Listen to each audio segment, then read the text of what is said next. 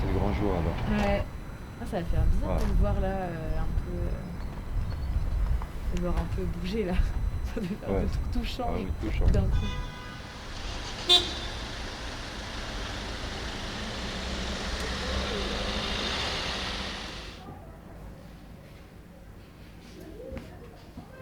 Bah alors on me dira, c'est Vous auriez envie de vous dire pourquoi? C'est tout, pourquoi? Depuis tout à l'heure, je dis, mais pourquoi? Pourquoi cette fin? Oui, pourquoi? Pas mal de choses. Tu te poses beaucoup de questions, parce qu'après on n'est pas dans les papiers de tout le monde, donc on ne sait pas exactement pourquoi c'en est arrivé là, pourquoi il y a une fin, pourquoi... pas mal de choses, quoi. Donc nous, on tourne la page, mais on se dit... enfin, moi, perso, je tourne la page, mais je me dis... ma vie en elle-même, elle tourne la page aussi. Si tu Moi, je pense que c'est jusqu'à la retraite ici, bah, tu vois. Tu vois, si je réfléchis avant, je me dis... qu'est-ce que j'aurais pu faire? Qu'est-ce que j'ai pas fait? Qu'est-ce que... je vais partir d'ici, où il n'y aura plus rien. Mes souvenirs, est-ce que les souvenirs vont rester? Est-ce qu'aujourd'hui, je me rappelle plus de la dégradation que des souvenirs que j'avais avant? Ouais, il y a pas mal de choses, c'est pour ça que, voilà. La question est pourquoi? Moi, j'ai vu le Clichy-sous-Bois des années 70, une ville déjà populaire, mais avec beaucoup moins de difficultés, mais une ville à qui on avait promis une autoroute, à qui on avait promis un avenir meilleur, et puis qui s'est paupérisée parce que ces grandes copropriétés, c'était une erreur, peut-être faite de bonne foi. Hein. Les architectes qui ont fait le Chêne Pointu et les quartiers ici, c'est des élèves de Le Corbusier. Ils avaient cette envie du vivre ensemble, du partage, de cité radieuse, comme disait leur maître. Et je pense qu'ils l'ont fait de bonne foi. Mais faire de copropriétés aussi grandes, faire des passoires thermiques, construire une ville autour d'une autoroute qui n'est jamais venue. Ici, on a attendu l'autoroute. Alors, heureusement qu'il n'est pas venu l'autoroute, ce serait une catastrophe. On aurait une balafre au milieu de Clichy-sous-Bois. Il y a eu des choses, mais on n'a jamais eu, ou pendant pas très longtemps, on n'a pas eu l'outil d'intervention massive pour redresser les copropriétés. Et les gens qui habitaient là, ou qui habitent encore, ne comprenaient pas qu'on puisse les laisser vivre dans de telles conditions. Pas d'ascenseur, pas d'entretien, des espaces pas nettoyés, sales. Des rues, parce que ici, la copropriété est propriétaire de ces rues. Donc c'est pas nous qui sommes une mauvaise équipe. Moi qui suis un mauvais maire, quand il y a un trou dans une rue qui ne m'appartient pas, j'ai pas le droit d'aller le réparer.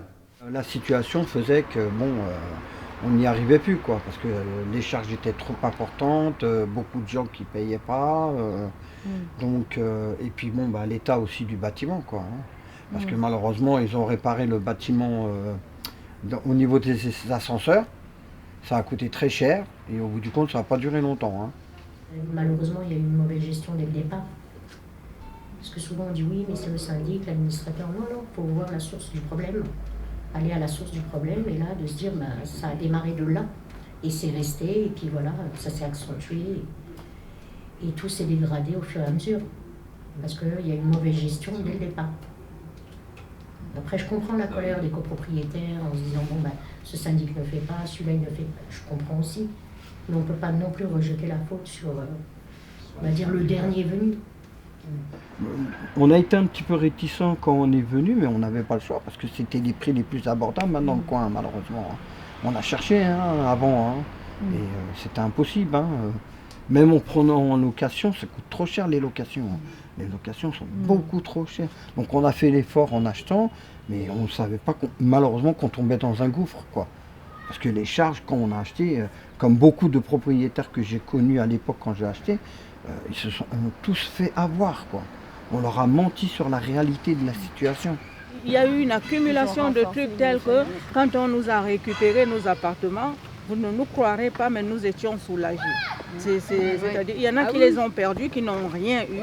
Et nous qui avions pu nager jusqu'on avait l'air des héros, parce que c'était tellement grotesque, tellement on n'a rien compris. Clichy-sous-Bois, c'est le seul endroit où on a perdu le bien de toutes nos vies.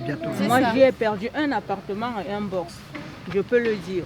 La mairie, elle a fait ce qu'elle a pu, mais vraiment, ça nous reste toujours là. Oui. Là.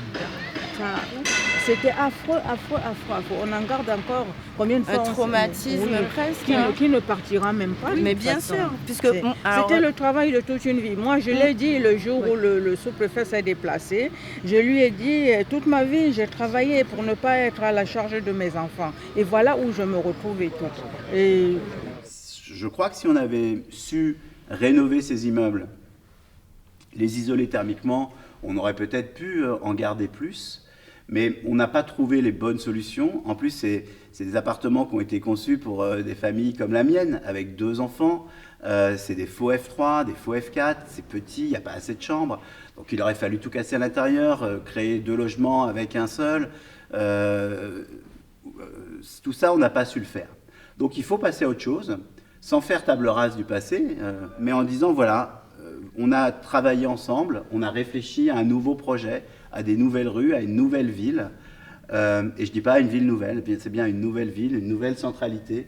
On n'arrive pas à garder, à sauver ces immeubles, mais ce n'est pas pour ça qu'on se dit que tout ça n'a servi à rien. On est passé par là, c'est notre histoire, et maintenant on va en construire une autre. Qu'est-ce que ça vous fait justement de voir tous ces déménagements aujourd'hui Ça fait mal au cœur. Hein. Ouais. On sait que c'est la fin, Et- les immeubles. Ça fait super mal au cœur. Hein. Pour toi aussi, Nadira? Ouais, ouais. Ah oui, c'est une page qui va se tourner. Ouais. C'est une page qui se tourne et puis ouais, ça fait mal au cœur. C'est quand même un pan de l'histoire de Clichy-sous-Bois, quoi, parce que il y a eu quand même beaucoup de gens qui ont habité là pendant des années, d'autres qui sont partis entre-temps parce qu'ils ne supportaient plus la situation. Et puis, puis avec le temps, peut-être on aura quelque chose de formidable. Hein.